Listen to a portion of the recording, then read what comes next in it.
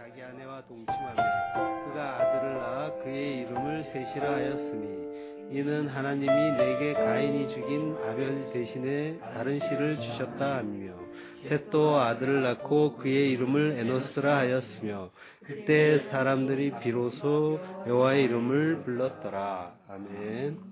제13강 가인, 아벨 그리고 셋 제목으로 말씀을 나누겠습니다. 아담이 아내 하와와 동침한다고 하죠.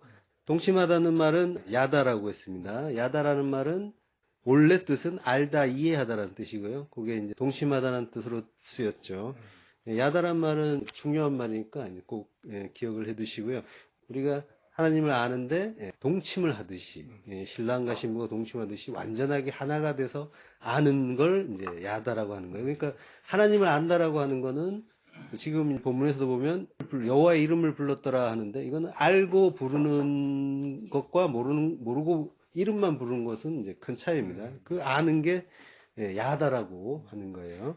완전히 하나가 돼서 서로를 속속들이 알게 되는 것. 요걸 이제 야다라고 하는 거죠. 마귀들도 예수님을 알아봤잖아요. 마가복음 5장 7절.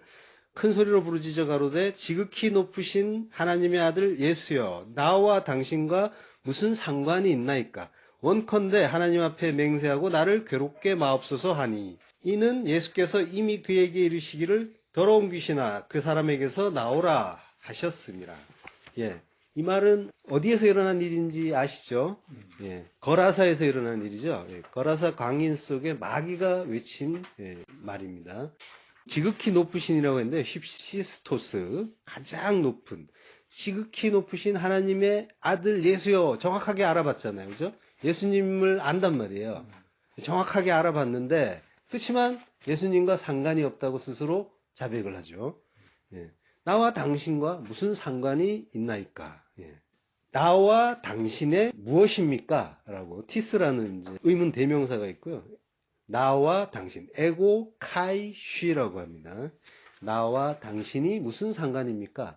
상관없다는 거죠. 제대로 아는 것이 중요하기 때문에 그래서 하나님이 이 백성들이 하나님을 아는 지식이 없어서 망한다라고 이제 하시잖아요. 그리고 여호와를 알라 힘써 여호와를 알라라고 말씀하시고 그러니까 지금 하나님 예수님 하면서 우리가 신앙생활을 하는 사람들이 많이 있지만은 제대로 알고 하는 사람은 거의 없단 말이에요. 그러니까 뭐가 제대로 아는 건지 그리고 내가 그분의 그 뜻을 제대로 깨닫고 있는 건지 이런 거를 잘 돌아보시면서 가셔야 이 안다라는 게 나에게서도 이제 성립이 되는 거죠. 그래서 이 영생이라는 것도 영원의 그 생명도 그분을 아는 거잖아요. 아는 걸 영생이라고 한다고 했단 말이에요. 하나님과 그의 보내신 자 예수 그리스도를 아는 것 그게 영생이다. 그러니까 안다는 게 얼마나 중요한지 그 제대로 아는 거 그런 내용이 앞으로도 나올 거니까 그 안다는 거에 대해서 분명하게 이해를 하시고요. 그리고 이제 다트라는 말, 지식이라는 말이 나오는데 거기에 대해서는 이미 한번 했죠. 올바로 알미라고 이제 바꿔서 차라리 하는 게 낫겠다라고 말씀드렸잖아요. 지식이라고 번역이 돼 있는데 그 지식하면 우리가 워낙 오랫동안 알고 있는 그 의미를 그것과 헷갈린단 말이에요. 머리로 지식적으로 아는 그걸 안다라고 하나보다라고 헷갈린단 말이에요. 지식이라고 해놨기 때문에 정말로 하나님과 하나가 돼서 그분의 그 뜻 그걸 바르게 알고 그분의 사정도 속속들이 아는 그 관계. 그게 이제 하나님을 아는 바른 알미고 그리고 그걸 지혜라고 하는 거죠.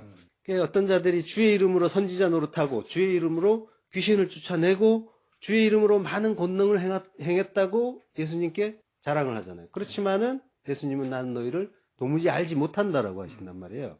그 안다라는 게 서로가 달랐던 거죠. 안다의 그 관점이 속속들이 아는 관계 그 신랑과 신부 우리 신랑이신 예수 그리스도와 신부인 우리 교회 내가 하나가 돼서 속속들이 아는 그 관계가 되어야만 그게 진짜 아는 거죠.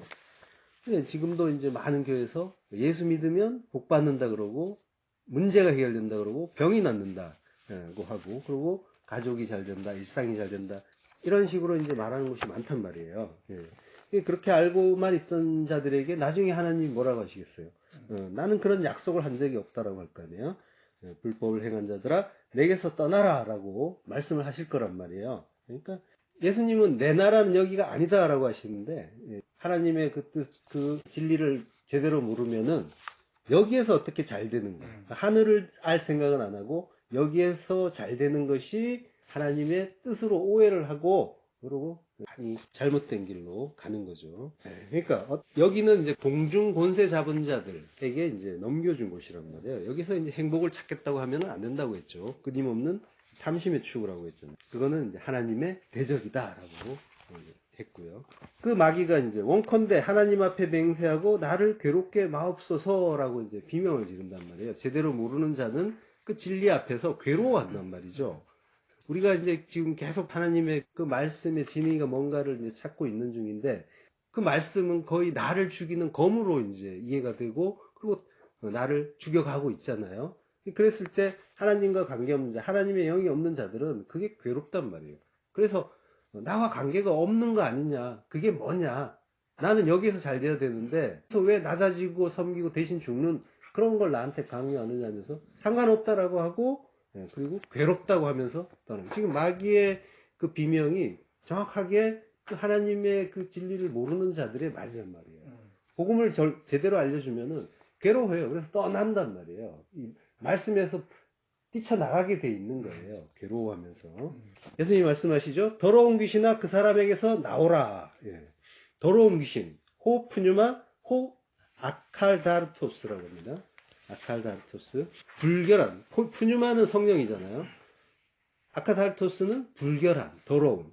근데 이제 우리가 성령에 대해서는 항상 깨끗한 말씀, 올바르고 깨끗한 말씀으로 이해하자고 했잖아요. 치환해서 읽자고. 지금 뭐예요? 그럼 더러운 영인데 더러운 영의 의미는 더러운 말씀인 거예요.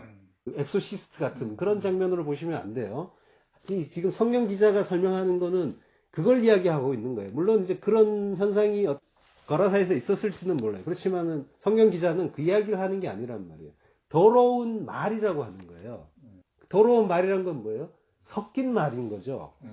깨끗하고 올바른 그 말씀, 하나님 말씀은 무교병이란 말이에요. 뭐 누룩이 섞이지 않은 깨끗한 말씀이란 말이에요. 거기에 우리가 뭔가를 자꾸 섞잖아요. 내 생각 섞고 여기서 하나님 말씀을 잘 믿으면 그리고 잘 따르면 인생이 잘 된대. 여기서 잘 된대. 이게 뭐예요? 섞였잖아요. 섞인 거는 뭐라고 했습니까? 지난주에? 술 취한 거라고 했죠. 술 취한 거는 그거는 구원 못 받는 거다. 그러니까 그런 그 왜곡되고 섞인 말을 자꾸 이제 내가 들었으면 듣고 그거를 이게 하나님 말씀이라고 이해하고 있고 그걸 내놓고 있다면 그럼 나는 뭐예요? 귀신 들린 거죠. 더러운 귀신이 내 안에 들어있는 거죠. 더러운 영, 푸뉴마 아카달토스. 더러운 귀신은 그럼 누구라는 거예요?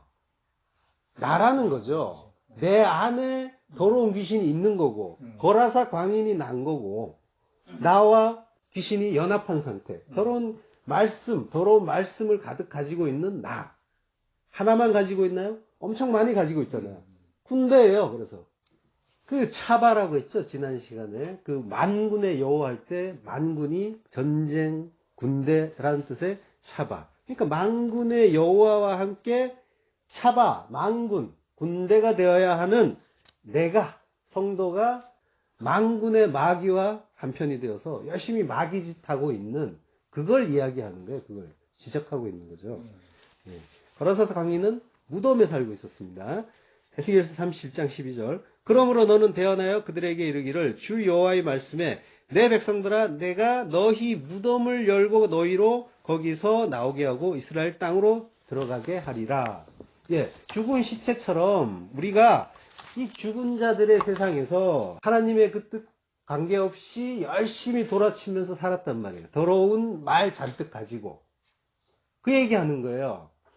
이 세상이 무덤인데 이 무덤에서 내가 하나님의 그 깨끗하고 올바른 그 말씀이 아니라 섞이고 혼합되고 왜곡된 그 말씀을 잔뜩 가지고 그걸 행하면서 이게 진리하면서 살았단 말이에요. 그게 거라사 광인의 상태인 거고 거기서 무덤 같은 이 세상을 여기가 나의 살 곳이라고 하면서 그걸 끌어안고 살고 있었잖아요. 거라사 광인이.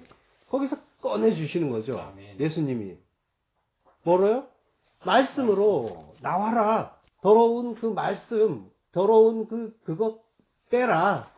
그리고 올바르고 깨끗한 그 말씀을 주시는 거죠. 그게 구원인 거죠.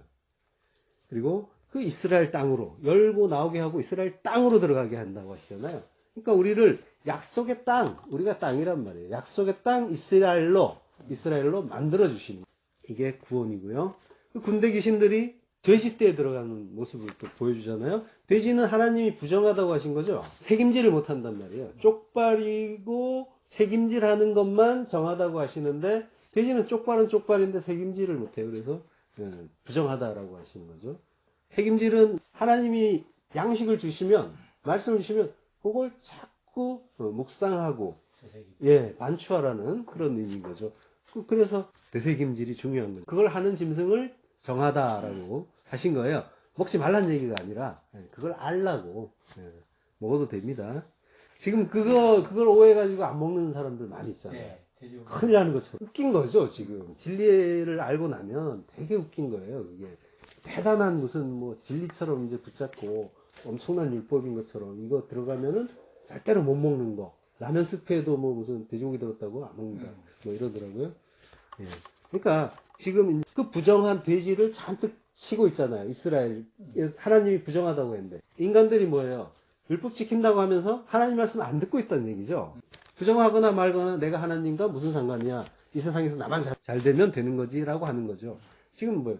그 거라사 광인이나 그 주변의 주민들이나 똑같다는 거죠. 이스라엘은. 마가복음 5장 15절. 예수께 이르러 그 귀신 들렸던 자, 곧 군대 귀신 집혔던 자가 옷을 입고 정신이 온전하여 앉은 것을 보고 두려워하더라. 그 돼지를 잃어버린 자들이 그 모습을 보고 이제 두려워하는 거죠. 귀신 들렸다는 말은 다이모니조마이라고 합니다. 귀신 들리다. 그러니까 귀신 들렸다라는 거의 내용이 왜곡된 말을 가지고 있는 상태란 말이에요. 그럼 뭐예요? 우리가 귀신 들린 거예요. 거기에서 하나님의 말씀, 진리가 우리에게 들어오면 그냥 귀신이 쫓겨나는 거죠. 그게 죽기예요. 죽기가 다른 게 아니고 전부 우리는 귀신 들린 자인데 거기에 하나님의 말씀이 진리가 들어오면서 우리가 그거 아니었군요를 알고 깨닫고 정신을 차리는 거죠. 술 취한 상태였다가 지금 거라사 광인이 그러잖아요. 정신이 온전하여 그렇게 되는 거예요. 그리고 그 군대 귀신 집혔던 자라고 하는데요. 이거는 이제 에코예요. 가졌던 자예요. 군대 귀신을 가졌다는 거예요. 수동태도 아니고 능동태예요. 자기가 가졌다는 거예요. 지금 성경 기자는 무슨 말을 하고 싶은 거예요? 너희들이 스스로 그 말씀, 그 엉터리 말씀을 좋다고 너희들이 가졌다라는 거예요.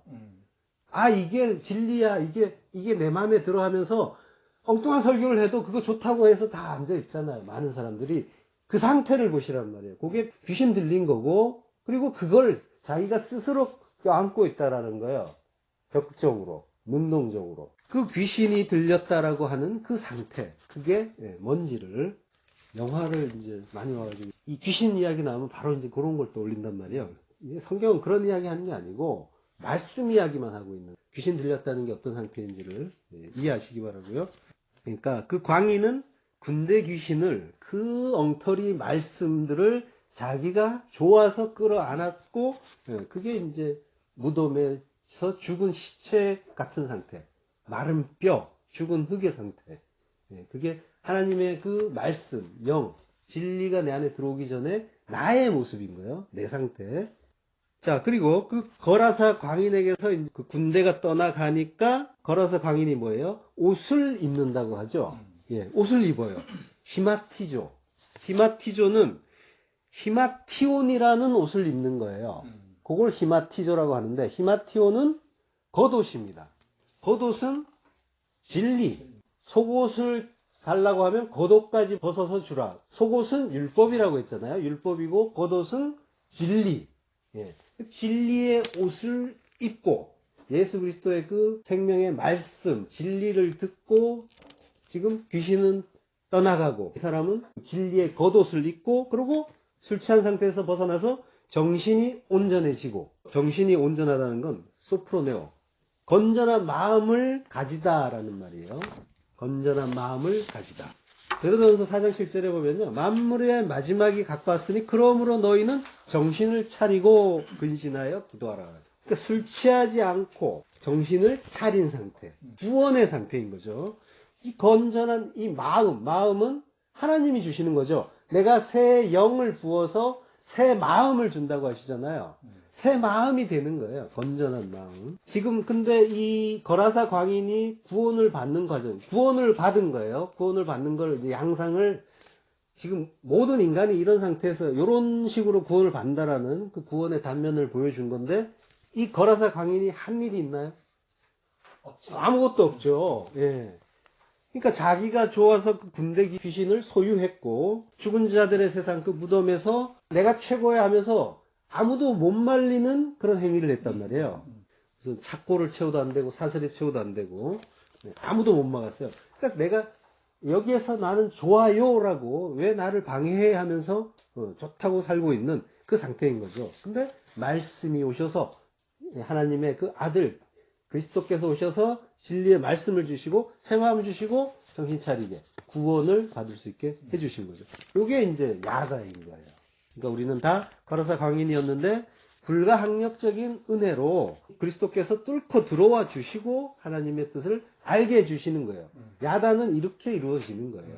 그렇게 이제 야다 동침을 아담과 하와가 하고 낳은 아들이 가인이라고 하죠. 가인을 낳고 나서 내가 여호와로 말미암아 등남하였다라고 합니다. 남자를 얻었다란 말이잖아요. 등남이. 근데 얻었다라는 말이 가나예요. 그러니까 가인은 가나에서 온 말이에요. 아, 내가 얻었어. 하나님이 주신다고 한 그 아들을 그 남자를 내가 얻었어. 그래서 그 아들 이름이 카인인 거예요. 그러니까 아담과 하와가 아들을 낳았는데 결과론적이지만 오해를 한 거죠. 그들은 창세기 3장 15절에서 하나님이 말씀을 주신 게 있잖아요. 내가 너로 여자와 원수가 되게 하고 너의 후손도 여자의 후손과 원수가 되게 하리니 여자의 후손은 내 머리를 상하게 할 것이요 너는 그의 발꿈치를 상하게 할 것이니라. 예. 이 말씀, 뭐 저주하신 듯하지만 이제 일종의 구원의 언약의 말씀인 거죠. 선악과를 먹게 한 뱀과 먹은 여자를 저주하시는데요. 뱀의 후손과 여자의 후손이 이제 원수가 될 거라고 하시는 거죠. 하나님은. 근데 그 저주의 내용이 사실은 잘 생각해 보면 조금 이상해요. 보통 그 저주를 하시면 둘 다 잘못했으니까 둘을 다 저주해 버리는 건데 그게 이제 보통인데 서로가 원수가 되게 한다는 거예요. 이걸 저주라고 지금 하나님이 하시는데 그러면 뭐예요? 하나님은 지금 하나는 내 편 만들겠다는 얘기를 하시는 거예요. 대단한 그 또 구원의 언약이 복음이 들어있는 말씀인 거죠. 그러니까 이 말씀을 여자가 알아들었다는 거예요. 그래서 내가 여호와로 말미암아 그 아들 여자의 후손 그 아들을 얻었다. 그 남자를 얻었다라고 하는 거죠. 여기서 말미암아라고 하는 말은 에트예요. 에트인데 요거는 뭐뭐와 함께라는 전치사로 이제 쓰이는데요. 그래서 여호와와 함께 얻었다라는 그런 말이 되겠죠. 그 남자를. 근데 목적격으로도 써요. 에트가 무엇을 이런 이제 전치사인데 그럼 무엇을 낳았다라는 건데 그 다음 나온 말이 여호와란 말이에요. 여호와와 함께였는데 목적격으로 해석하면 여호와를 낳았다가 돼요. 그 남자 곧 여호와를 낳았다. 대단한 그 깨달음인 거죠. 우리가 하나님의 아들 낳잖아요. 우리가 예수를 낳아야 된다고 했잖아요. 예수는 하나님이시고 그럼 뭐예요? 여자는 대단한 깨달음을 얻은 거예요. 그래서 그 가인을 낳았을 때 그렇게 기뻐한 거예요. 내가 드디어 얻었다. 그러면 뭐예요? 신락원 했으니까 이제 다시 낙원으로 들어갈 수 있겠네? 라는 그 희망을 가졌던 거죠. 이 전치사 에트 때문에 두 가지 해석이 나오는데 두 가지 다 좋은 해석이고요. 어떻게 해석하든 간에 하나님과 함께도 좋고 하나님을 낳았다고 해도 좋고 다 맞는 말이고요. 그리고 그거는 이제 하와가 하나님의 그 말씀, 그 언약을 이해했다는 그런 증거가 되는 거죠. 그러니까 하와는 그 여인의 후손이 자기들의 구원자가 될 걸로 알았다라고 하는 거죠. 하나님 말씀 중에 여자의 후손은 내 머리를 상하게 할 것이요 너는 그의 발꿈치를 상하게 할 것이다 라고 이제 하나님이 말씀하시는데요. 여기서 이제 그 머리는 롯이에요. 그러니까 그 머리, 뱀의 머리를 상하게 하다, 슈프인데요. 이 슈프는 박살내다, 분쇄하다예요. 그러니까 완전히 머리를 잘라버리는 거죠. 그리고 뭐예요? 머리를 잘라버린다는 건 내가 새 머리 준다는 거죠. 그리스도께서 우리의 머리로 오시는 그것까지 들어있고요. 그리고 발꿈치는 아케브. 아케브에서 나온 말이 야곱이 야아코브예요. 그러니까 발꿈치를 붙잡고 나왔잖아요. 그래서 이 이름이 있는 거죠. 자, 그런 그 구원의 복음을 이제 하와가 이제 알아들었는데요. 그래서 하와의 이름을 창세기 3장 20절에 보면 산자의 어미다라고 하는 거죠. 산자의 어미이기 때문에 하와라고 한다라고 한 거예요. 살다라는 말이 하야예요. 그래서 하우와. 이거는 이제 자연스럽죠. 산자의 어미이기 때문에 하와. 같은 글자라는 이야기고요. 산자의 어미라는 거는 이제 모든 구원받는 자의 어미라는 거죠. 그리고 하나님이 아담과 하와에게 가죽옷을 펴주시잖아요. 이런 모습을 보면은, 진짜 이게 하나님 스타일이 돼서 이제 또 한 번 확인을 할 수가 있죠. 막 저주하시고, 너희는 내 백성 아니야? 아니야, 내 백성이야. 라고 말씀하셨잖아요. 계속 그런 식인 거죠. 지금 가죽옷을 지어 입힌다라는 말을 잘 묵상해 보시면은, 기가 막힌 그런, 지금 범죄하고 저주를 받았는데 하나님은 그 와중에 지금 제사를 지내고 있는 거예요. 무죄한 짐승을 잡은 거죠. 짐승은 죄가 없었는데 아담과 하와 때문에 죽어야 되는 거예요. 그걸 죽여가지고 가죽옷을 지어 입힌 거잖아요. 그러니까 무죄한 어떤 짐승을 죽이고 그리고 그 옷을 해 입히는 그 장면. 그러니까 하나님이 우리에게 뭐 저주하시고 또 야단치시고 하는 그 모든 것들은 심판의 어떤 그런 내용이 아니라 멸망을 위한 것들이 아니라 회개, 하나님의 뜻을 알고 돌아오라는 그 회개의 촉구인 거죠. 그러니까 무죄한 어떤 짐승, 어떤 재물이 자기 죄가 아니라 우리의 죄 때문에 하나님에 의해서 도륙이 되고 그 덕분에 범죄한 우리, 그 죄인인 우리가 구원받는 이야기, 그 복음, 희생제사의 원형을 보여주시면서 복음의 그 진수를 다시 한번, 그러니까 철부지 이제 어린아이 같은 그 인간들이 하나님 말씀 안 듣고 범죄를 했단 말이죠. 그 때문에 하나님이 칼을 들고 무죄한 그 짐승에게, 재물에게 다가가서 말씀하시는 거예요. 미안하지만 네가 좀 죽어줘야겠다. 쟤들을 살리려면 이 방법밖에 없다. 라고 이제 말씀하시는 거고요. 그 재물은 알겠습니다. 아버지의 뜻이 그러하시다면 제가 죽겠습니다. 하고 이제 따르는, 순종하는 그런 장면인 거죠. 이게 우리 인류 역사의 첫 제사고, 그리고 십자가 제사의 원형이고요. 알고 보면은 제사를 누가 지내시는 거예요? 하나님이 지내시는 거죠. 제사는 예배입니다. 예배라는 거는 결국 뭐예요? 하나님이 먼저 지내시는 거예요. 우리가 예배를 드린다는 말도 알고 보면은 송구스럽다는 느낌이 들어요. 이 내용을 제대로 알고 나면. 기도도 알고 보면 하나님이 먼저 한다고 했잖아요. 하나님이 우리를 향해서 기도를 해주시고 우리가 그 뜻 알아듣고 그 일이 하늘에서 이루어진 것처럼 땅에서도 꼭 이루어지게 해주세요라고 기도하고, 그러니까 하나님이 시작하고 모든 걸 끝내신단 말이에요. 그러니까 제사도 예배도. 그래서 이 복음을 이제 바르게 알게 되면은 그 구원의 은혜를 알게 되는 거고, 구원의 그 은혜를 알게 되면은 그는 그저 은혜 앞에 엎드리고, 그리고 자기 부인의 죽음을 서둘러 죽을 수밖에 없다는 거죠. 그러면 그 은혜가 그 죽음을 감싸서 참 생명으로 일으켜주는 거예요. 그게 부활이잖아요. 그리고 용서라고 하는 거예요. 이게 용서예요. 우리가 다른 사람들의 어떤 잘못에 대해서 뭔가 이제 감정이 이렇게 튀어나오는 건 진짜 용서를 경험해 보지 못했기 때문이에요. 우리가 진짜 어떤 자리에서 어떻게 용서를 받았는지를 알게 되면은 우리가 용서하지 못할 그런 잘못은 없단 말이에요. 인간관계에서. 진짜 용서를 받았다면은 그러면 나에게서 그 용서가 나오게 돼 있어요. 나는 더 큰 자리에서 용서를 받은 죄인 중에 괴수다. 그러니까 너도 용서받을 수 있다라고 하는 거지. 네가 어떻게 이거밖에 못해? 나한테 어떻게 이럴 수 있어? 이런 말 못한단 말이에요. 진짜 용서를 받은 사람은. 그 죄사함, 그 용서, 그거를 구원의 은혜를 아는 자만 이해하는 거죠. 그 사랑. 이거는 자연스럽게 이제 나오게 되는데요. 이게 이제 1만 달란트 빚진 고양상을 그대로 이제 비유한 거죠. 어떤 용서를 받은지를 모르니까 100달러 데나리온 빚진 자를 그런 것과 똑같은 거라는 거죠. 우리가 받은 그 용서 그리고 그 은혜가 얼마나 큰지를 우리는 짐작을 못 하는 거예요. 받은 게 얼마 안 된다고 생각하는 거죠. 그게 얼마나 큰지를 알면 1만 달란트라는 걸 알면은 우리에게 그 인간들이 할 수 있는 그런 것들은 100데나리온 수준이란 거죠. 그 비교를 하자면 하나님 말씀을 공부하는 것과 일상은 구분이 되지 않아요. 이거는 하나예요. 그것들은 전부 말씀이란 말이에요. 어떤 일이 일어나건. 왜냐하면 세상의 인생 자체가 그걸 배우기 위한 인생인 거예요. 그 베레시트 이래로 하나님이 이 세상을 지으시고 창조하시고 운행하시는 이유 자체가 택한 백성들의 교육이라니까요. 여기에서 뭔가를 이루고 쌓고 결론을 내는 곳이 아니라 뭔가를 가르치기 위한, 하늘을 가르치기 위해서 땅을 주신 거예요. 그거 알라고 일상을 주신 거예요.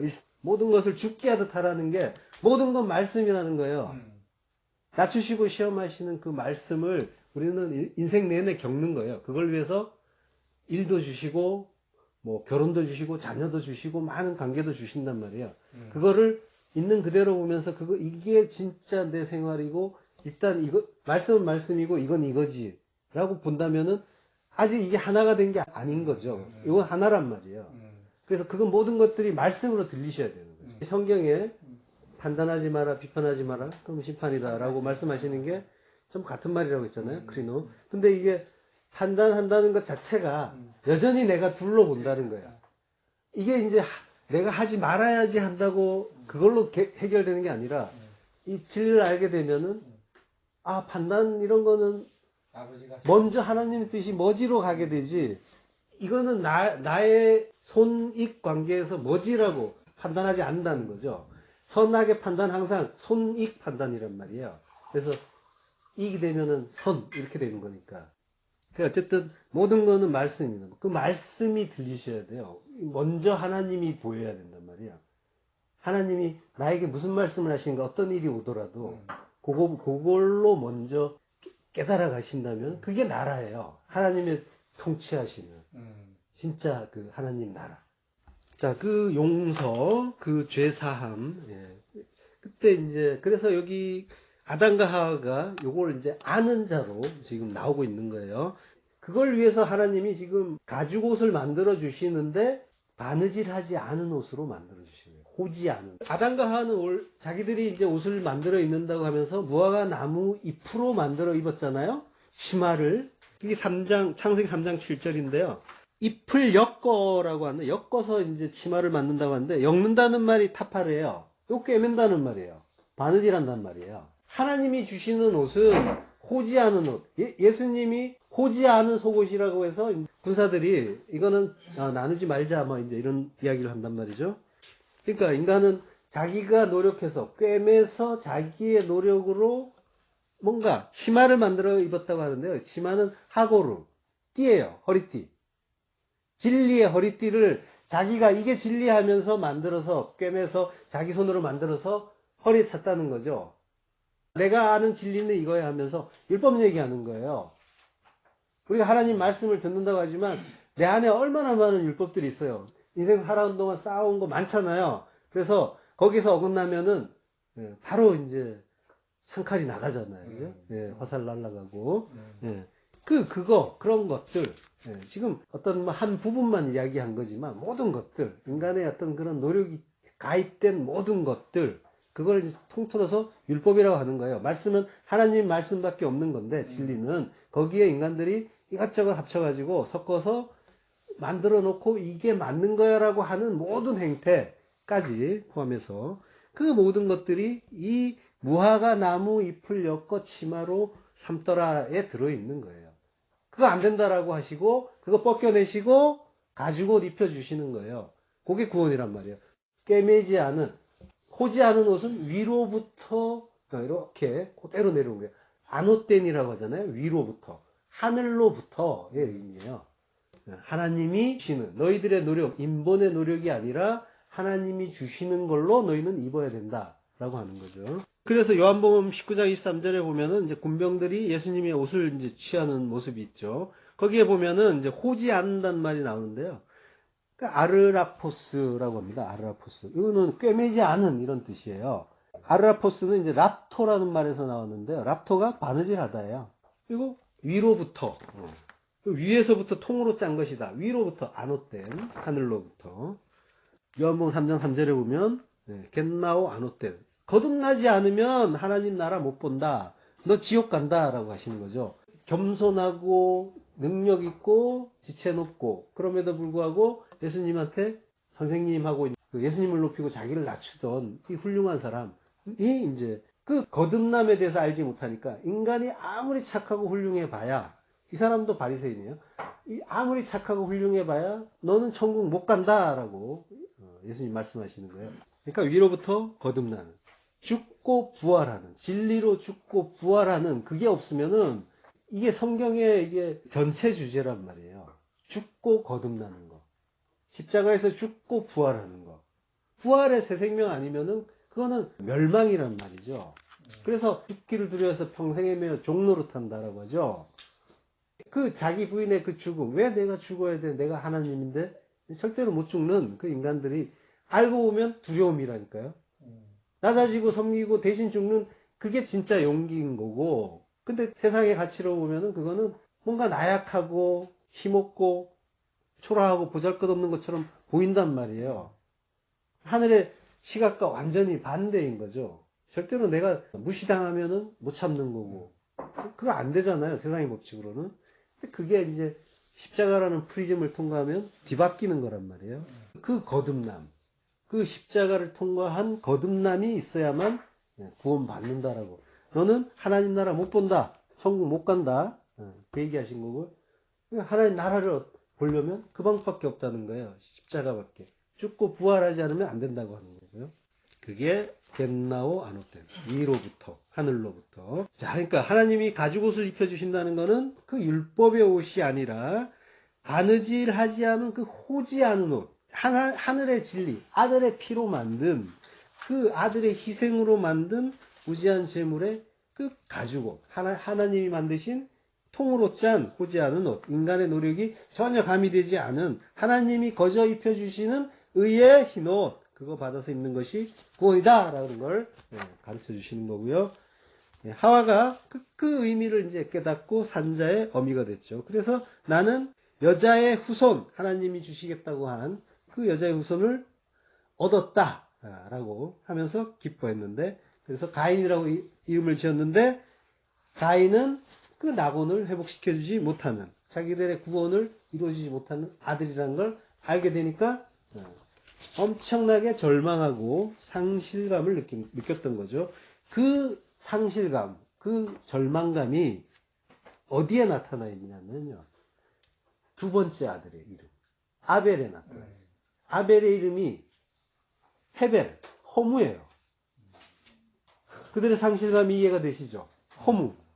헛되니 모든 것이 헛되도다. 같은 글자예요. 전도서에. 그들의 그 허탈함, 허무함, 절망감이 그대로 담긴 그 이름이 아벨인 거죠. 자, 오늘 본문 2절에 보면 그 아벨은 양치는 자였고 가인은 농사하는 자였더라 라고 하죠. 가인은 땅의 수산으로 하나님께 예배를 드리고요. 아벨은 양의 그 첫 새끼와 기름으로 각각 이제 예배를 드려요.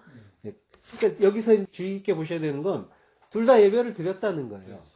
가인이 뭐 무턱대고 나쁜 놈, 뭐 살인자 이게 아니라 하나님께 예배한다고 한 자예요. 우리 얘기란 말이에요. 항상 나쁜 놈은 나로 보시면서 보셔야 돼요. 사도 바울이 내가 죄인 중에 괴수라고 한 시점이 한참 나중이에요. 처음 예수님 만나자마자 이제 그랬던 게 아니라 그때는 나도 사도야 막 이렇게 큰 소리 치던 사람이고, 그리고 시간이 흐르고 보니까 하나님의 은혜 그 빛에 점점점 가까이 갈수록 내가 죄인이라는 게 점점 좀 드러나는 그렇게 되는 거예요. 그러니까 의인이 돼서 구원을 받는 게 아니라 죄인이라는 걸 바르게 할 때 예수님이 내가 죄인 찾으러 왔다 하시잖아요. 회개시켜서 구원하러 온 거야. 의인 찾으러 온 거 아니야 라고 하시잖아요. 그 죄인 되시는 거예요. 자, 그러니까 가인도 아벨처럼 이제 예배를 드렸는데요. 그러니까 성경은 항상 하나님께 예배를 드린다고 하는 자들에 대한 이야기를 하는 거예요. 하나님 예배 드리지 않는 자들은 관계가 없기 때문에 아예 얘기를 언급을 안 해요. 근데 이제 두 종류가 있죠. 제대로 진리로 예배를 드린 자들이 있고 엉터리 예배를 드린 자들이 있고. 그러니까 하나님께 예배를 안 드리는 모든 자들은 엉터리 예배 속에 다 들어있는 거예요. 자, 그러니까 예배라는 그 말은 구약에서는 제사라고 하고요. 신약으로 이제 가면은 이제 예배란 말이 나오지만 그전에는 제사라고만 하죠. 그리고 제바흐라고 해요. 제바흐라는 말은 희생 제물이라는 말이에요. 그러니까 하나님이 자기를 제물로 주시는 그 희생을 알라고 주신 게 제사, 예배라는 거죠. 예배의 의미가 그렇잖아요. 제사의 의미가. 그래서 이제 신약으로 가면은 디시아라는 희생 제사가 있고요. 그리고 라트레이아라는 예배, 섬김이라는 말이 있어요. 둘 다 이제 예배에 해당되겠죠. 그 예배의 의미를 읽어보면요. 하나님이 그러니까 자기를 죽여서, 희생제사니까요. 자기를 죽여서 자기 백성을 예배하고 섬기니까 자기 백성을 섬기는 것이 예배라는 거죠. 예배는 하나님이 우리에게 드린다고 했잖아요, 먼저. 그러니까 참된 예배는 뭐예요? 하나님의 그 은혜, 그 제사, 그 진리의 제사를 바르게 알고 그 하나님의 희생과 섬김, 그걸 이해하면서 감사하고 찬양하는 것. 이게 성도의 참된 예배인 거죠. 그게 신령과 진정으로 드리는 예배인 거죠. 요한복음 4장 23절. 아버지께 참으로 예배하는 자들은 신령과 진정으로 예배할 때가 오나니 곧 이때라. 아버지께서는 이렇게 자기에게 예배하는 자들을 찾으시느니라. 참으로 예배한다. 참으로는 알레티노스, 진리로라는 이야기죠. 그리고 예배하는 자는 프로스키네테스라고 해요. 예배하는 자. 프로스키네테스는 프로스키네오라는 말에서 나왔는데요. 예배하다, 경배하다예요. 근데 프로스키네오는 프로스란 말은 무엇을 향하여 라는 말이고요. 퀴네오는 입맞추다라는 말이에요. 누구누구를 향해서 입맞추는 게 예배라는 거죠. 고대 시대에는 그 입맞춤이 그 복종과 경배의 의미를 가지고 있죠. 창세기 41장 40절. 너는 내 집을 치리하라. 내 백성이 다 내 명을 복종하리니 나는 너보다 높음이 보좌뿐이니라. 자, 너가 누군지 혹시 아시겠습니까? 요셉이죠. 요셉이 이제 총리가 됐을 때 바로가 한 말이고요. 여기서 이제 다 내 명을 복종한다라고 한 말이 나샤크레. 이게 입맞추다예요. 퀴네오, 입맞추다. 그러니까 이제 입맞추다라는 말은 복종하다라는 의미가 있는 거죠. 예배를 한다는 거는 누구누구를 향해서 입맞추는 거고, 그리고 그에게 복종한다라는 의미가 있는 거죠. 성도가 입맞춰야 할 대상은 누굴까요? 예배할 대상. 시편 2편 12절. 그 아들에게 입맞추라. 예, 아들입니다. 그 아들. 예수 그리스도에게 입맞추라는 거예요. 예, 그렇지 아니하면 진노하심으로 너희가 길에서 유일한 그 구원의 길이신 그 길에서 망한다. 아바드. 멸망한다. 예, 그 진노가 급하심이라. 여호와를 의지하는 자는 다 복이 있도다. 예, 의지한다는 말은 핫사, 도피하다예요. 피난하다. 그리고 여호와라는 말은 없어요. 그의 안으로, 보라는 말이 쓰였는데요. 그 안으로 피하는 자. 번역을 여호와라고 해놨는데 그 안으로니까 여기서 그에 해당되는 건 그 아들이겠죠. 굳이 여호와가 아니라. 그가 우리의 도피성이고 구원의 반석이잖아요. 산성이고. 그리스도 안으로 피하는 자가 복이 있다. 에쉐르. 예수님이 이제 산상순에서 복 있는 자여라고 이제 말씀하시잖아요. 복이 있도다라는 말이 마카리오스, 복이 있도다라는 말이에요. 먼저 복이 있도다, 심령이 가난한 자 이렇게 이제 구성이 되어 있는 거예요. 지금 이제 에쉐르가 복이 있다라는 그 말에 해당되는 그런 단어죠.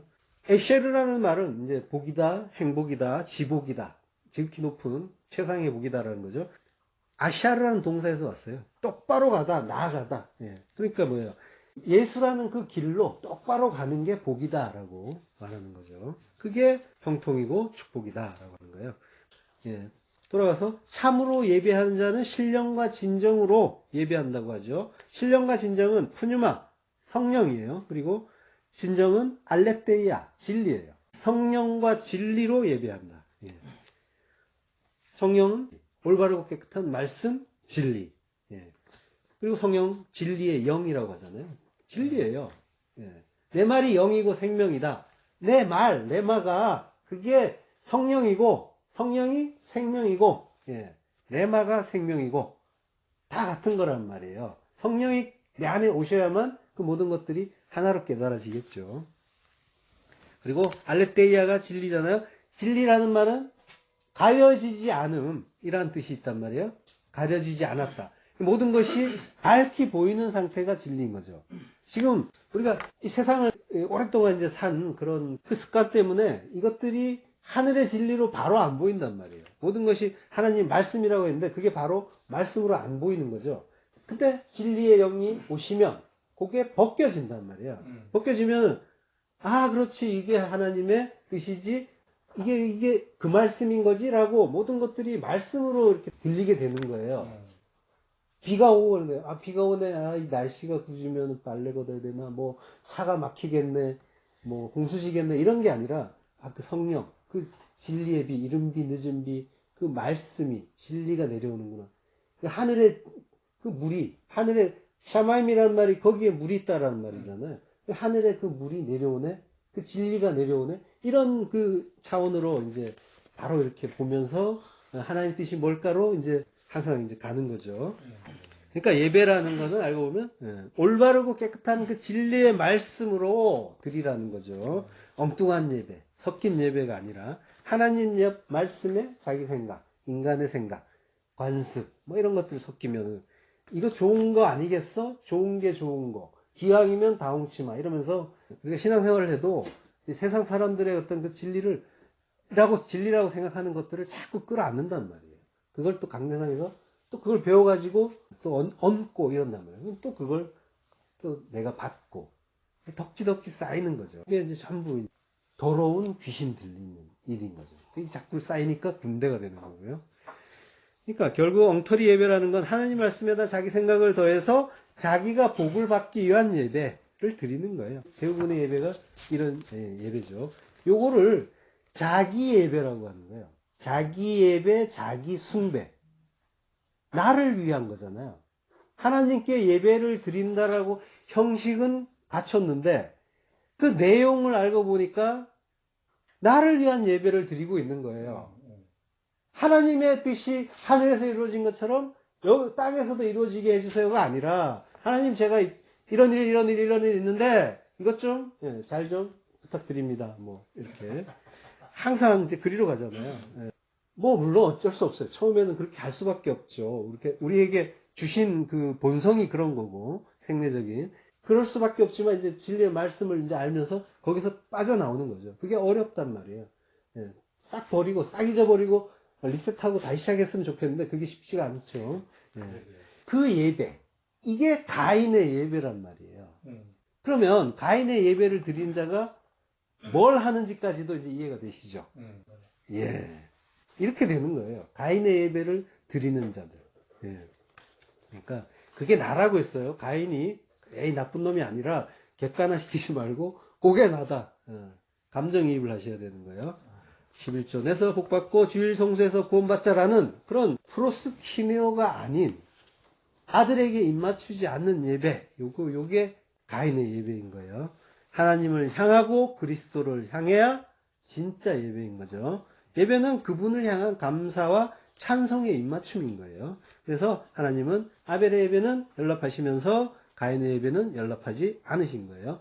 연락하다라는 말은 아주 멋진 말 같은데요. 구사절을 보면은 이제 기뻐서 받다라는 뜻이 되는데요. 여기서는 이제 구사절 가면 안 된다고 했죠. 샤라는 말이에요. 바라보다라는 말이에요. 그러니까 하나님이 봐주시느냐, 봐주시지 않느냐, 고개를 돌려버리느냐, 아니면 향하시느냐, 그게 이제 샤가 되는 거죠. 그게 참된 예배 쪽으로 돌리시겠는 거죠. 그럼 내가 드린 예배, 이걸 내가 하나님이 받으셨느냐, 안 받으셨느냐, 한 번쯤 돌아보시고요. 그러면 아벨의 예배는 왜 받으시고 가인의 예배는 왜 안 받으셨는가? 여기에 대한 답은 없죠. 거기에서 왜 안 받은지 구체적으로 이렇게 시원하게 얘기한 건 없어요. 한번 볼게요. 아벨은 양 치는 자라고 해요.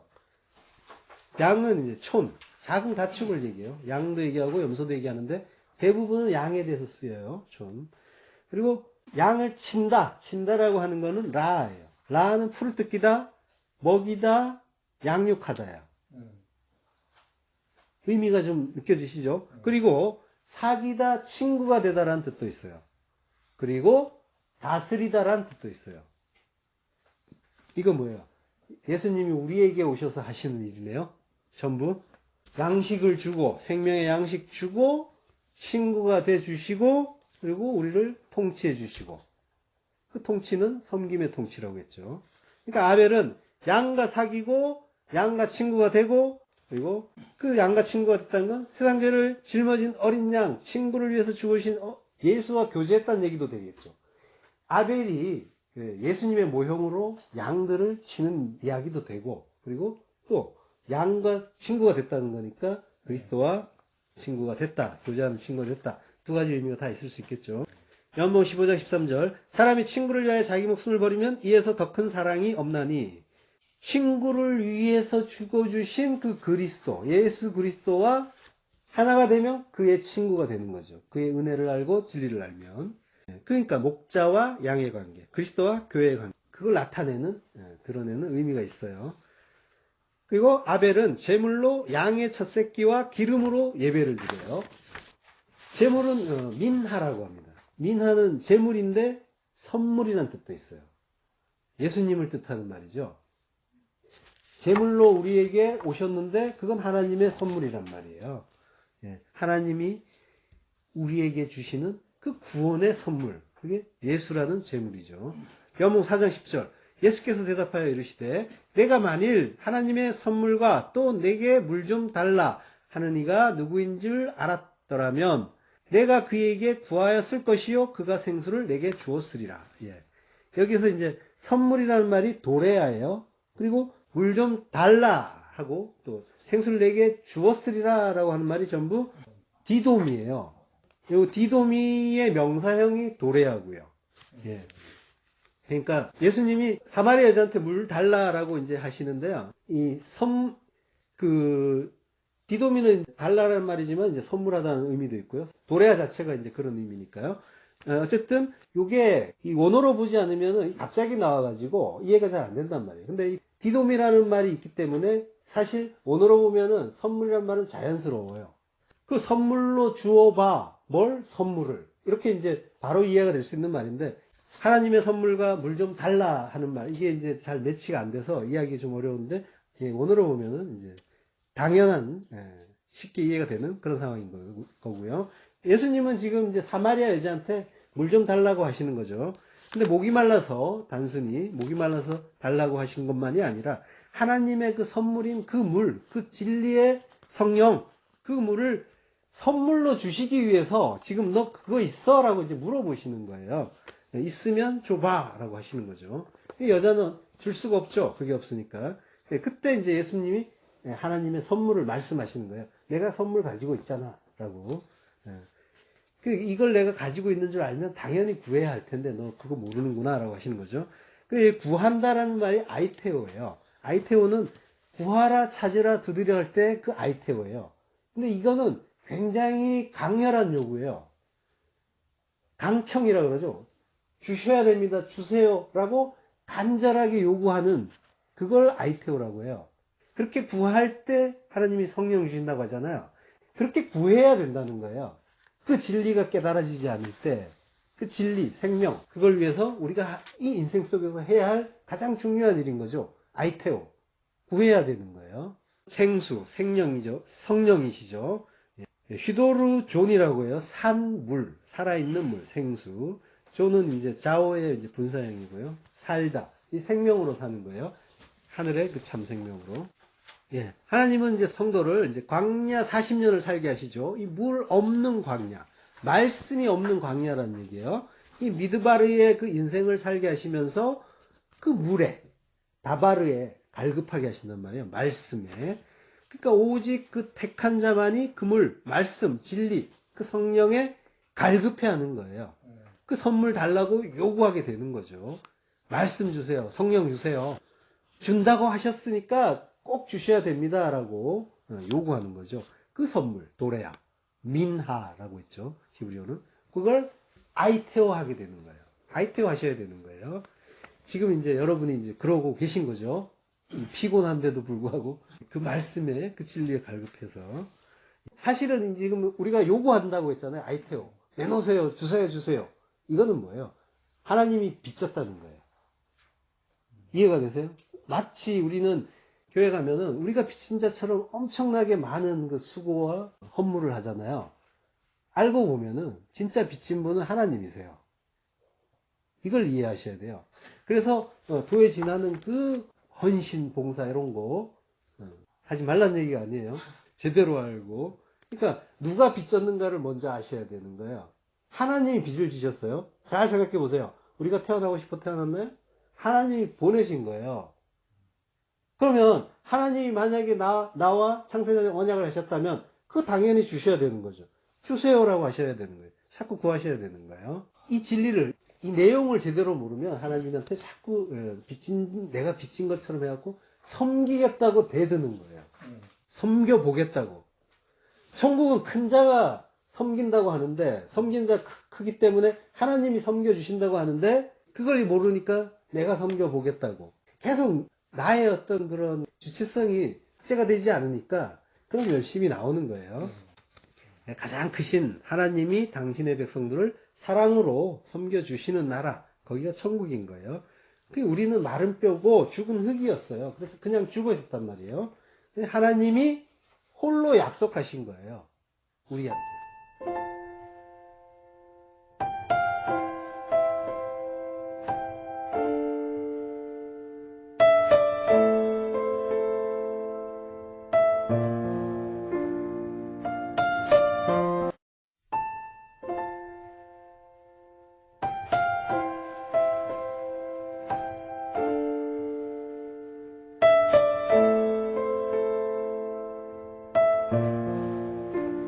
창세기 15장 9절 여호와께서 그에게 이르시되 나를 위하여 3년 된 암소와 3년 된 암염소와 3년 된 순양과 산비둘기와 집비둘기 새끼를 가져올지니라.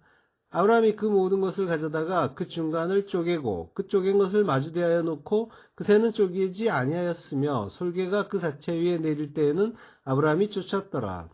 해질 때 아브라함에게 깊은 잠이 임하고 큰 흑암과 두려움이 그에게 임하였더니. 하나님이 아브라함과 언약을 하시죠. 12절 보면 해질 때 아브라함이 깊이 잠든 중에 캄캄함이 임함으로 심히 두려워하더니 라고 합니다. 잠이 들었다고 하죠. 아브라함이. 성경에서 잠은 죽음의 메타포라고 했잖아요. 그러니까 우리는 그저 죽어 있었는데 그 하나님이 홀로 약속하시는 거죠. 9절에 보면요. 하나님이 이제 제사에 대해서 또 가르쳐 주세요. 3년 된 암염소와 3년 된 수양과 산비둘기와 집비둘기 새끼를 취할지니라 라고 하세요. 3년 됐다는 말은 이제 살라쉬라고 합니다. 세 번째로 행하다, 세 부분으로 나누다 라는 말이에요. 살라쉬는 3살짜리를 얘기하는 게 아니에요. 지금 전혀 다른 뜻이 나오고 있잖아요. 에스겔서를 보면 살라쉬를 3층이라고 해요. 에스겔서 42장 6절 그 방이 3층이라도 뜰에 기둥 같은 기둥이 없으므로 그 상층이 하층과 중층보다 더욱 좁아짐이더라. 살라시예요. 3층이. 그러니까 셋으로 나누어져 있는 것. 대표적인 게 뭡니까? 하늘이죠. 3층천. 고린도후서 12장 2절 보면요. 내가 그리스도 안에 있는 한 사람을 아노니 그는 14년 전에 셋째 하늘에 이끌려 간 자라. 사도 바울이 14년 전에 셋째 하늘에 이끌려서 갔다고 해요. 트리토스, 우라노스. 세 번째 하늘이에요. 우라노스. 끌려갔다는 말은 이제 하르파조예요. 하늘이 바울을 잡아채서 갔다는 얘기죠. 잡아채서 데리고 갔다. 그러니까 천국은 우리가 가고 싶다고 가는 곳이 아니고 하나님이 잡아채서 데려가는 곳, 불가항력적인 은혜가 있어야 되는 곳이 하르파조라는 단어 속에 들어있고요. 몸 안에 있었는지 몸 밖에 있었는지 이제 바울은 잘 모르겠지만 비몽사몽간에 무슨 일이 있었다고 하는 건데요. 근데 실제로 이제 사도 바울이 천상을 보고 왔는지 알 수는 없어요. 예, 보고 왔을 수도 있겠죠. 근데 지금 이제 사도 바울이 쓴 말을 보면은 그 이야기를 하는 게 아니에요. 여기에서 주의 깊게 봐야 될 거는 우라노스라는 말이에요. 우라노스가 지금 하늘인데 이게 단수로 쓰였어요. 하늘을 말할 때는 하늘은 복수예요. 샤마임이라고 그랬죠? 샤마임은 복수예요. 하늘들이란 말이에요. 성경에서 하늘을 가리킬 때는 복수로 쓴단 말이에요. 샤마임이라고 했잖아요. 이게 셈도 되고 이름도 되고 또 거기 그곳 부사도 돼요. 거기에 물이 있어. 예. 거기에 진리가 있어. 물이 있는 곳, 진리가 있는 곳, 참된 진리가 있는 곳 하늘인데 이게 이제 쌍수예요. 복수로 쓰이는데 지금 여기에서는 단수로 쓰였단 말이에요. 사도 바울이 보고 온 하늘은 단수로 쓰였단 말이에요. 그러면 이때 단수로 쓰일 때 하늘은 뭐라고 성경에서 읽냐면은 히브리 사람들은 요거는 성전으로 봐요. 그 마태복음 3장 2절에 보면은 이제 회개하라 천국이 가까웠다라고 할 때 그게 이제 그 복수예요. 우라논. 바실레이아 톤 우라논인데 하늘들의 나라. 예. 마태복음 6장 9절에 보면 하늘에 계신 우리 아버지여라고 하죠. 하늘들 안에 계신 우리 아버지예요. 하늘을 복수로 쓴단 말이에요. 그리고 우리가 진리가 되면 하늘이라고 해요. 성도가 하늘의 진리를 알게 되면 그래서 땅에서 돌아서서 땅에서 발을 떼면 그 순간에 하늘에 편입됐다고 해서 하늘이라고 한단 말이에요. 땅과 무관한 자, 돌아서서 완전한 회개인 거죠. 돌아선다는 거, 슈브. 그러면 하늘들 안에 계신 아버지는 뭐예요? 지금 주기도문도 이제 멀리 하늘에 계신 아버지한테 하는 게 아니에요. 내 안에 계신 아버지여라고 지금 말하고 있는 거란 말이에요. 기도는 내 안에 계신 아버지한테 하는 거예요. 아들들은 그 안에 아버지가 계시단 말이에요. 아버지가 내 안에, 내가 아버지 안에. 멀리 계셔가지고 수야 하는 그런 상황이 아니고 내 안에 계신 아버지에게 이제 기도하는 거예요. 그러니까 여기 그 우라노이스 그 하늘들 안에 계신 우리 아버지요. 복수로 쓰였어요. 하늘이에요. 이때 복수로 쓰인단 말이에요. 하늘은. 근데 이제 단수로 쓰이는 거는 성전이란 뜻이란 말이에요. 고린도 후서에서 이제 지금 사도 바울이 셋째 하늘에 이끌려 갔다라고 할 때, 예, 우라노스는 단수란 말이에요. 그러니까 그는 지금 뭐예요? 세 번째 성전을 얘기하는 거죠.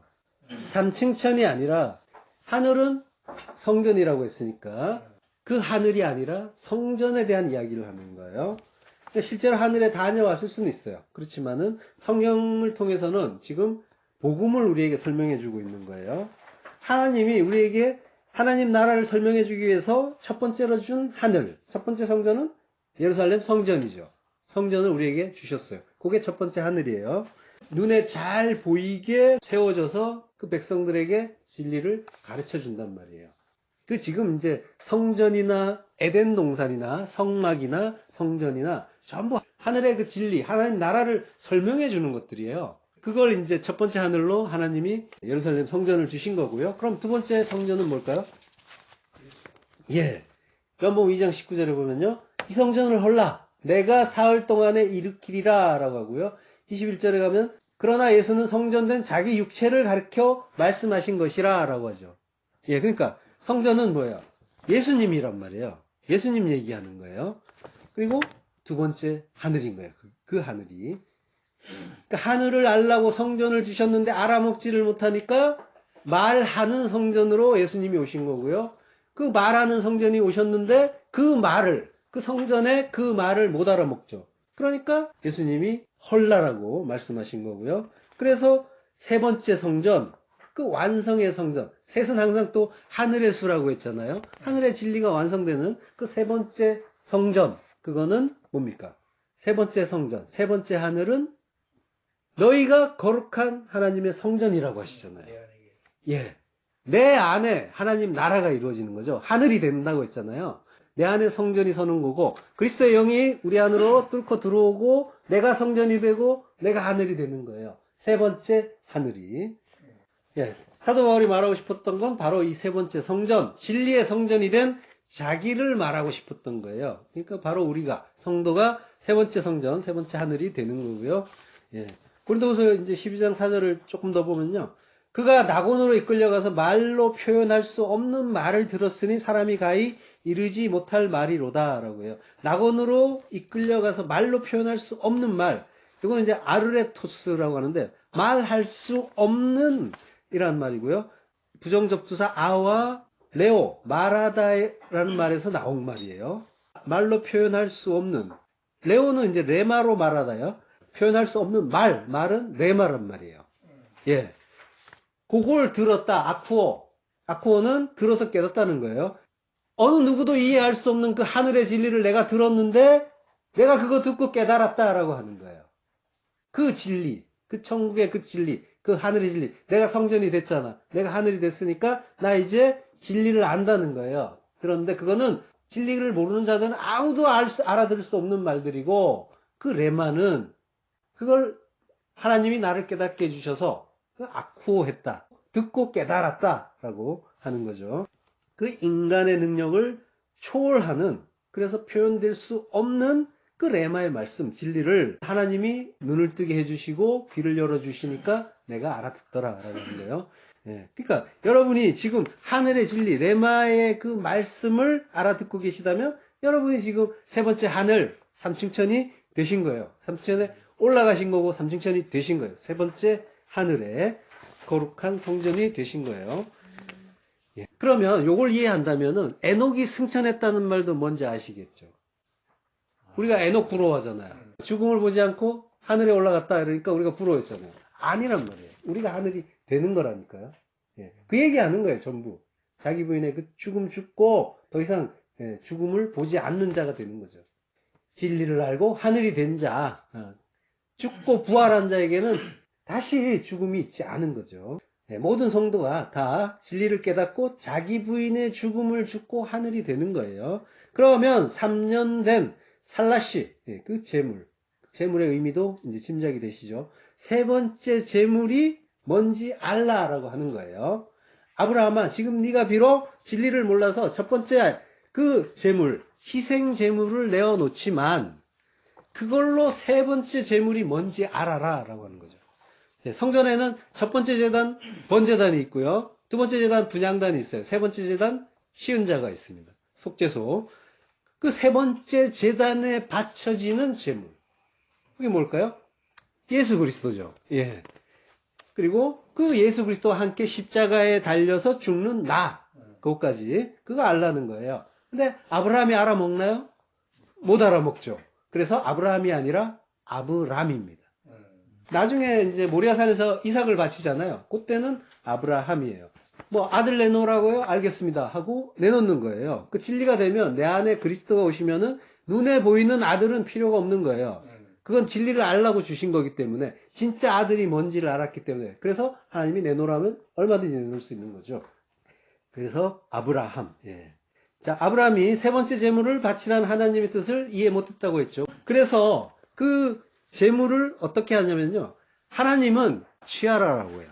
취하라, 락가흐, 테이크예요. 근데 아브라함은 바타르를 해버려요. 둘로 쪼개버려요. 이게 인간들의 한계죠. 그 선악의 두 마음으로 제물을 둘로 잘라버리는 거예요. 이거 하나님이 기쁘게 받으실까요? 안 받으시죠? 그래서 17절에 보면요. 해가 져서 어두울 때 연기나는 화로가 보이며 타는 횃불이 쪼갠 고기 사이로 지나더라. 지나가시는 거예요. 안 받으신다는 거예요. 횃불, 그 불기둥이 지나가다. 예, 아바르라는 말은 지나가는 뜻과 함께 소멸하다, 성내다는 뜻도 있어요. 그 마음에 안 든다, 화내시는 그런 의미까지. 창세기 18장 3절에 보면요. 내가 주께 은혜를 입었사오면 원컨대 종을 떠나 지나가지 마옵시고 라고 하죠.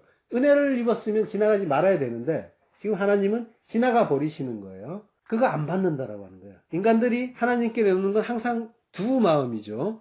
이게 이 두 마음이 죄의 근본이란 말이에요. 그 원죄라고 하죠. 진리를 모르는 어둠의 상태, 죽은 흙의 상태. 그때는 항상 둘로 나누어서 생각한단 말이에요. 둘로 나눠가지고 내가 잘했죠 한다니까요. 판단하면서. 이게 의야, 이게 정의야 라고 하잖아요. 정의의 그 내용이라는 게 알고 보면 인간들이 판단하고 이게 맞다라고 주장하는 게 정의잖아요. 인간 사회에서는. 예, 창세기 15장 12절을 다시 보면요. 해질 때에 아브라함에게 깊은 잠이 임하고 큰 흑암과 두려움이 그에게 임하였더니, 야, 해가 져요. 저녁. 에레브, 빛이 없는 상태. 그리고 아브라함에게 깊은 잠이 임해요. 어두움의 상태, 죽음이라는 거죠. 그리고 큰 흑암, 예, 뭐가 뭔지 모르는 혼돈과 공허와 그 흑암의 상태. 그게 죽은 상태죠. 그러니까 그런 자에게 임하는 건 두려움. 그 진리가 없는 자는 항상 근본이 두려움이라고 했잖아요. 하나님은 사랑이시고 그 사랑이신 하나님 안에 들어가야 사랑 안에 두려움이 없는데, 그죠? 예, 근데 그 사랑이신 하나님 안에 들어있지 않으면 인간은 항상 두려워한단 말이죠. 그래서 아브라함은 잠들어 있고 죽어 있고 두려워하고 있어요. 그래서 빛이신 하나님이 홀로 지나가시고 그리고 홀로 언약하신단 말이에요. 여기에 이제 임한다는 말이 두 번 나와요. 이 말이 깊은 잠이 임하고 두려움이 그에게 임하였더니라고 하는데 전부 나팔이에요. 나팔이란 단어. 조금 이따 또 나오니까 잘 봐두세요. 나팔은 떨어지다, 넘어지다, 엎드려지다. 어떤 멸망의 그런 의미를 담은 단어예요. 예, 본문으로 돌아가서요. 창세기 4장 4절을 보면요. 아벨은 자기도 양의 첫 새끼와 그 기름으로 드렸더니, 예, 아벨이 그 제물, 미나, 선물, 제물로 첫 새끼, 베코라를 드렸어요. 베코라는 처음 낳은 것, 초태생이면서 장자권이란 말도 있어요. 에서가 야곱에게 팥죽으로 파는 게 장자의 명분이죠. 그 장자의 명분이라고 할 때 베코라예요. 그리고 아벨이 기름을 드리죠. 헬레브. 그 헬레브를 민수기에 보면요. 18장 29절. 너희의 받은 모든 예물 중에서 너희는 그 아름다운 것. 요게 헬레브예요. 아름다운 것. 거룩하게 한 그 부분. 아름다운 것이면서 거룩하게 한 것이라고 하는 거죠. 그 부분을 취해서 거제로 드려라 라고 하는데요. 그러니까 레위인들이 받은 제 예물 중에서 아름다운 것, 거룩한 것. 그러니까 하나님이 기쁘게 받으시는 것. 예. 이게 이제 성령을 상징하는 재료죠. 그러니까 아벨은 하나님이 가르쳐 주신 그 제사, 아담과 하와에게 보여주신 그 제사의 의미를 알아서 하늘의 장자이자 교회의 머리인 예수 그리스도로 예배를 드린 거죠. 예, 이거는 이제 에덴에서 하나님이 그 무지한 짐승 죽인 그 일, 그거를, 그 의미를 알았다는 거죠. 그 무지한 짐승을 죽이고 가죽옷을 입혀주신 그 은혜, 그걸 알았다는 거죠. 반면에 가인은 농사 짓는 자라고 해요. 농사하는 자. 농사하는 자라는 말은 땅을 섬기는 자다라는 뜻이에요. 땅이 아담하죠. 아담아를 아바드, 섬기는 자. 섬긴다고 하는 거예요. 아바드. 일하다는 뜻과 함께 섬기다. 그러니까 땅을 섬긴다는 거는 이제 가인이 눈에 보이는 이 땅, 이 세상, 여기에 가치를 중시하면서 붙잡는 자였다라고 그런 의미가 있는 거죠. 이 땅의 가치를 붙잡는 자는 이 세상을 가치 있게 보겠죠. 그러니까 여기에서 일어나는 일이 하나님의 어떤 그런 뜻으로 보이는 게 아니라 이 세상에서 나를 위해서 좋은 일, 나쁜 일로 구별을 하면서 보게 된다는 거예요. 이 세상을 가치 있게 본다는 거는. 예. 자, 이 세상은 훈련소라고 했어요. 그러니까 이 세상이 영 가치 없다는 얘기가 아니라 훈련을 받을 수 있는 아주 그 귀한 장소. 하나님이 이렇게 만들어주고 택정해주신, 정해주신 귀한 장소란 말이에요. 여기에서 우리는 잘 배워야 되는 거예요. 그러니까 여기는 굉장히 가치 있는 곳이에요. 뭘 위해서 가치가 있느냐면 하늘의 진리를 알고 내가 하늘 되는 것. 그걸 위해서 가치 있는 것이에요. 하늘의 그 진리 알라고 한 땅을 주신 거예요. 이 땅을 주신 이유는 다른 거 없단 말이에요. 그 하늘을 우리는 깨달을 수가 없기 때문에 요거 아닌 게 하늘이야. 그러면서 이제 물이 없는 이 광야, 이 세상을 살게 하신 거예요. 그래서 그 하늘의 진리, 그걸 갈급하고 아는 자 되어서 돌아오라고 하는 곳이에요. 그러니까 우리는 여기에서 최선을 다해서 살면서 그 진리를 깨달아 가야 되는 거예요. 순간순간 하나님의 그 뜻을 깨달아가면서. 그걸 카이로스라고 했잖아요. 그냥 흘러가는 시간, 크로노스가 아니라 하나님의 뜻을 깨닫는 시간, 영혼과 맞닿아 있는 시간, 그 진리의 시간을 카이로스라고 했고, 하나님의 그 아들이 되는 자는 그 카이로스가 점철이 되면서 그 영혼의 시간, 영생으로 연결되는 거란 말이에요.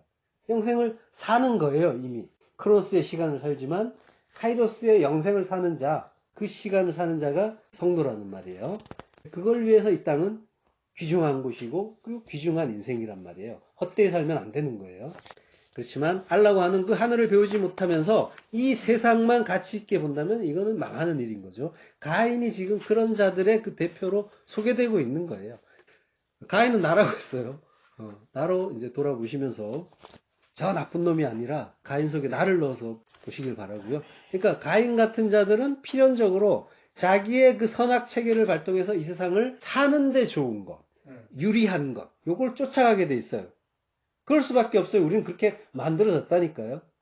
늘 그렇잖아요. 우리의 모든 판단과 선택이 어디를 향하냔 말이에요. 내가 손해보는 걸 무의식 중에 그걸 절대로 할 수가 있겠어요? 절대로 못한다니까요.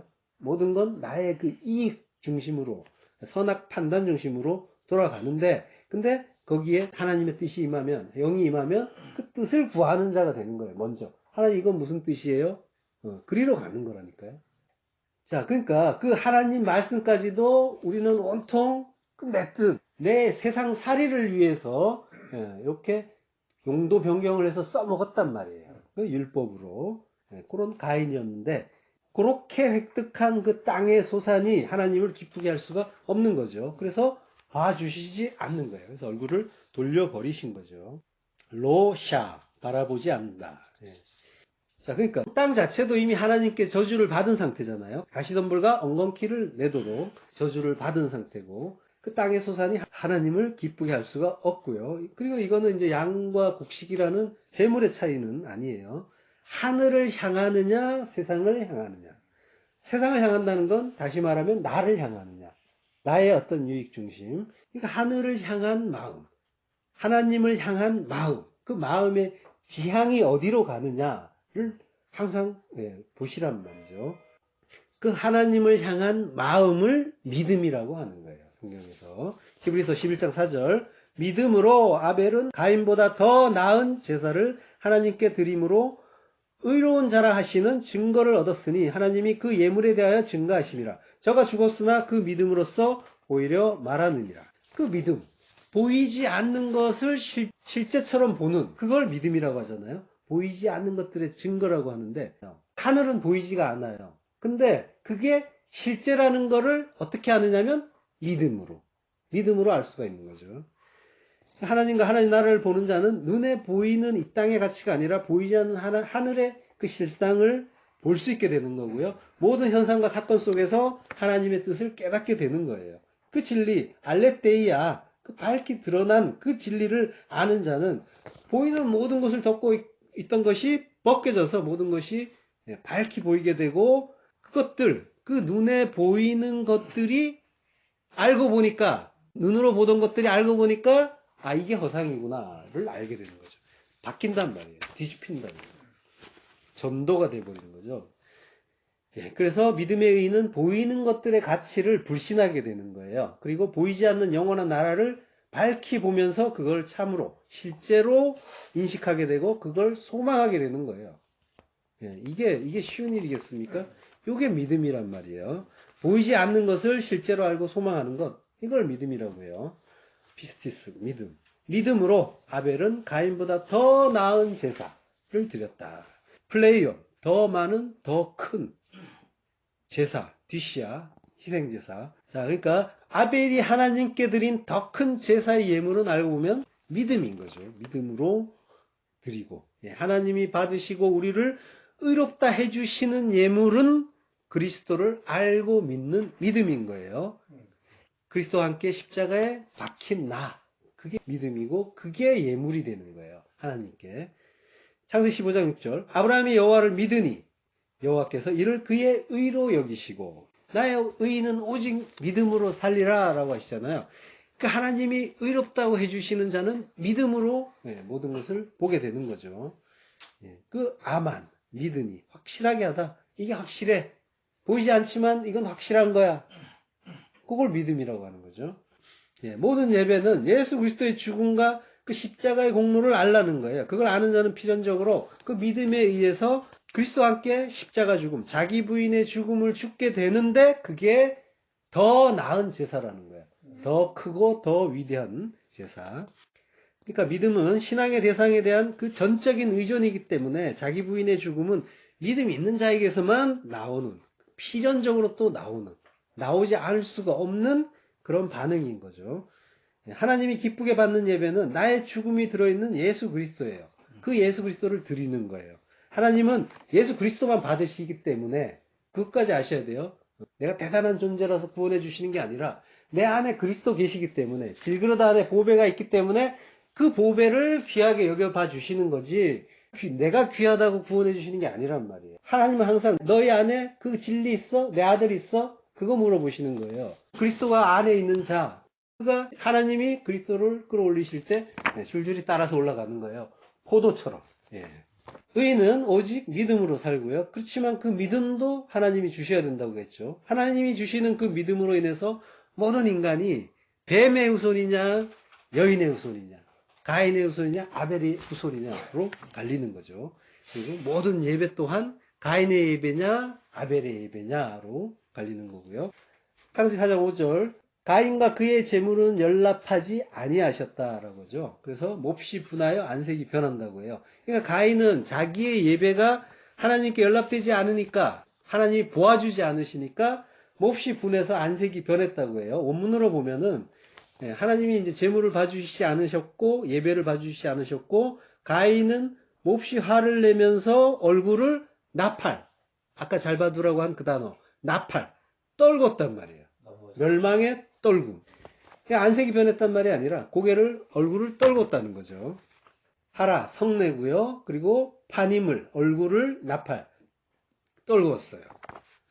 창세기 2장 21절에 보면 아담을 깊이 잠들게 하시니 하는데, 그 한다는 말이 나팔, 잠에 떨어지게 하시고, 그리고 창세기 49장 17절에 보면은 그 말굽을 물어서 그 탄자로 뒤로 떨어지게 한다. 이게 이제 나팔이에요. 나팔은 그러니까 죽음, 그 멸망의 상태에 떨어진다라는 그런 의미고요. 이게 얼굴을 떨궜단 말이에요. 그리고 하는 일이 아벨을 죽이는 거죠. 예. 자, 하나님이 가인의 예배를 받지 않으신 이유를 가인이 스스로 이제 증명한 거예요. 가인은 하나님을 믿고 하나님께 예배를 드린 것이 아니라 자기 자신을 믿었고 숭배했고 자기를 위한 자기 중심의 예배를 드렸던 거죠. 자기를 믿느냐 하나님을 믿느냐, 저 모든 인간은 이걸로 이제 나누어지죠. 예, 믿는다고 하지만 여전히 나 중심의 예배를 드리고 있다면 그건 하나님 믿는 게 아니라 자기 믿는 거란 말이에요. 뭘 믿는지 잘 보셔야 돼요. 내가 잘 돼야 된다. 나의 어떤 일이 잘 돼야 된다. 내 가족이 잘 돼야 된다. 이런 일이 해결됐으면 좋겠다 하는 것들을 보시란 말이에요. 거기에 담긴 하나님의 뜻을 먼저 알 생각을 하지 않고 그것들이 나의 유익 중심으로 잘 해결되길 바라고 있다면 나는 가인의 예배를 드리고 있는 거예요. 그리고 형제 죽이는 자인 거죠. 예수 죽이는 자. 그게 살인이란 말이에요. 살인하지 말라는 거의 의미 그때 했잖아요. 예. 많은 사람들이 이런 식으로 이제 신앙생활을 하는데 그 중심에는 자기가 있는 거죠. 선악과 먹고 스스로 하나님처럼 됐다는 거예요. 이 사람들은 이제 모든 걸 자기 중심으로 선과 악을 나누어서 보고 선이라고 판단하는 걸 열심히 붙잡으려고 하는 거예요. 선하신 하나님이 지으신 건 사실은 모두 선한데, 그리고 하나님이 허락하신 모든 일이 선한데 그 선하신 뜻을 먼저 살펴야 되는데, 그걸 깨달아야 되는데, 성령 주시면 그거 알 수 있는데, 근데 우리는 그걸 마음에 들어 하지 않는단 말이에요. 그러면서 나의 어떤 판단으로 모든 걸 유익 중심으로 보려고 한단 말이에요. 생내적으로. 그게 가인의 예배고, 그게 멸망의 예배라는 걸 이해를 하시기 바라요.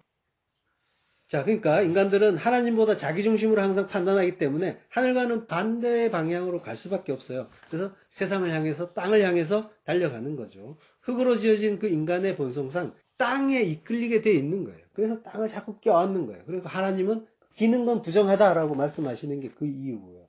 우리는 계속 땅을 사랑하고 땅이 익숙하고 편안함을 느낀단 말이에요. 세상 것, 세상의 방식, 세상의 사고 방식, 세상에서 뭘 좋다고 하고 뭘 나쁘다고 하는가, 요까지 그런 거 많잖아요. 거기에서 내가 세상에서 좋다고 하는 것들을 가졌을 때 편안함을 느낀다니까요. 잘 보셔요. 예, 그게 땅을 껴안는 상태란 말이에요. 그렇지만은 하나님은 땅을 기는 거는 부정하다라고 하신 거고요. 그래서 하늘 향해 뛰는 메뚜기, 배짱이를 정하다고 하시는 거예요. 하늘에 대한 지향성을 얘기하는 거예요. 죄는 다른 게 아니라 선과 악을 구분하는 거죠. 사람의 눈은 두 개지만 하나로 보라고 하시는 거죠. 하나로 봐야 되는 거죠. 근데 둘러보는 게 있죠. 칠면석청, 카멜레온은 따로따로 본다고요. 칠면석청이 그래서 부정하다고 하고요. 자기를 이제 중심에 놓고 자기를 위한 삶을 사는 자는 자기를 믿는 거예요. 알고 보면 여전히 내가 하나님인 상태. 예, 그걸 이해하시기 바라고요.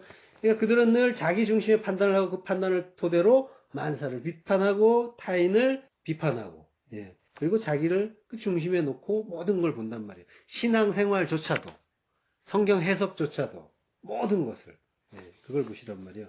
내가 주인공이 되면 안 되고 내 관점으로 봐서는 안 돼요. 성경은 하나님의 그 영이 임하시고 그 진리의 눈을 뜨게 해주면 자연스럽게 하나님 편에서 모든 걸 보게 돼요. 그 상태로 가고 있는지를 보시란 말이에요. 하나님이 주시는 이 모든 일들의 뜻이 뭡니까로 간단 말이에요. 예, 나 중심의 해석이 아니라. 자, 불완전한 그 피조물, 그 인간이 스스로 그 하나님처럼 돼서 그 노심초사하는 것이 수고하고 무거운 짐이란 말이에요. 인간에게 가장 무거운 건 자기란 말이에요. 나에 대한 사랑을 놓지 못할 때, 예, 그러니까 다른 사람에 비치는 나, 또 자기 자신이 기대하는 나, 예, 여기에서 벗어나지 못할 때 그것만큼 힘든 일이 없단 말이에요. 모든 가치와 인식의 중심을 자기에게 둔 자에게는 그 두려움과 부끄러움이 생기는 거예요. 그래서 그게 힘들단 말이에요. 그거는 내가 하나님이기 때문에 그런 비웃음을 견딜 수가 없단 말이에요. 그 아담과 하와의 그 무화과나무 치마, 그게 왜 죄인지를 이해하시란 말이죠. 선악과 먹은 일도 일이지만 그것보다도 그 부끄럽다는 그 판단, 요게 사실은 죄란 말이에요. 자기 중심의 그 선악 판단이 율법주의고, 그리고 이스라엘이 예수님께 야단맞은 이유인 거죠. 그러니까 복음은 하나님처럼 높아진 인간의 실체를 깨우치게 하고 자기라는 그 수고하고 무거운 짐에서 벗어나게 해주는 거예요. 그걸 위해서 말씀은 검이 되어서 성도의 혼과 영과 관절과 골수를 찔러 쪼개 죽여주시는 거죠. 그 죽임이 진리로 자유케 하는 은혜인 거예요. 죽여주셔야 우리가 자유롭게 된다니까요. 편 127편 2절. 그러므로 여호와께서 그 사랑하시는 자에게는 잠을 주시는도다. 예. 잠은 죽음의 은유라고 했죠. 날마다 우리를 죽여주시는 거예요. 그래서 날마다 우리가 자는 거예요. 예. 날마다 죽으라는 그 진리를 담고 있는 일이라고 했죠. 날마다 자고 깨면서 날마다 죽음과 부활을 되새겨 보시란 말이죠. 그 어둠의 저녁 에레브에서 빛의 아침 보케르로 나아가려면 그 밤의 그 가르침 죽음을 알라는 거죠. 이스라엘 백성들이 애굽에 살 때는 나일강물을 이제 끌어서 농사를 지었어요. 가나안에서는 비가 안 오면 농사 못 지어요. 비가 오면은 잘하는데 비가 안 오면 뭐 어떻게 할 도리가 없어요. 예. 이게 농사법이 이게 복음인 거예요. 세상과 천국에 성도가 어떻게 사는가를 보여주시는 거란 말이에요. 어떻게 하는 거예요? 하나님께 모든 걸 의지하는 거예요. 하나님 마음대로 하세요. 하나님이 주시면 먹고 안 주시면 못 먹는 거죠. 뭐 이렇게 되는 거죠. 이렇게 하나님께 다 맡기는 자가 이제 편안한 잠, 자기 부인의 그 죽음을 죽는 자고, 하나님의 사랑이신 하나님의 그 진리를 아는 게 하나님의 사랑을 받는 자인 거죠. 그리고 나의 뜻, 그걸 부정시켜 주시고 하나님만으로 살게 하는 걸 그걸 우리의 죽음이라고 한다고 했잖아요. 그러니까 하나님의 그 사랑은 죽여주시는 은혜인 거예요. 그러니까 하나님은 사랑하는 자에게 자기 부인의 죽음을 주시고 진리로 자유케 해주시고 자기라는 그 무거운 짐을 벗고 하나님만으로 기뻐하는 것이 구원이라는 것을 알게 해주시는 거죠. 그걸 알면은 그 복음의 내용은 자유인 거예요. 예. 구원에서 풀어준다는 거죠. 모든 속박에서 풀어주시는 게 하나님의 구원이에요. 오직 그 진리의 검, 말씀이 이걸 가능하게 하는 거죠. 그걸 알라고 우리에게 제사를 주셨고 예배를 주신 거예요. 예, 뭘로 예배하는지 신령과 진정으로 드리는 예배, 예, 성령과 진리로 드리는 그 예배로 자유케 되시길 축원합니다. 기도하겠습니다.